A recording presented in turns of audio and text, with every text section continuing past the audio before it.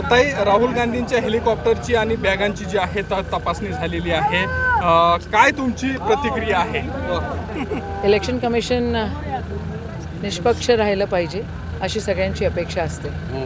जसं आदरणीय राहुलजी, आदरणीय उद्धव साहेब यांच्या हेलिकॉप्टरची आणि बॅगची तपासणी करतात, तसं तुम्ही मंडळी, मग अमित शहाजी, आदरणीय पंतप्रधानजी, आदरणीय मुख्यमंत्रीजी, आदरणीय उपमुख्यमंत्रीजी यांच्या बॅगच्या तपासण्या का नाही होत?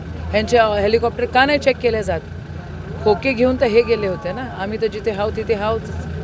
काय वाटते, इलेक्शन कमिशन दुजाभाव करतं? बिलकुल इलेक्शन कमिशन दुजाभाव 100% करतं. लोकसभेमध्ये पण त्यांनी हे प्रेशर टॅक्टिक्स केली आणि आत्ता विधानसभेमध्ये पण ते अतिशय दुजाभाव करतायत, असं म्हणायला काहीच हरकत नाही. तुमची काय मागणी आहे?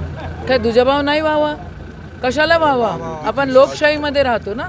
लोकशाहीमध्ये एका पक्षाला एक न्याय, जे सत्तेत आहे त्याला एक न्याय. कोण म्हणजे बोलायचं चुकीचं पण मी बोलले असते, पण आता मी थांबून जाते. हे दुजाभाव चालणार नाही. संविधान आम्ही एकत्र ठेवणार आहोत आणि पुढच्या काळामध्ये महाविकास आघाडीचं सरकार येताना तुम्हाला दिसेल.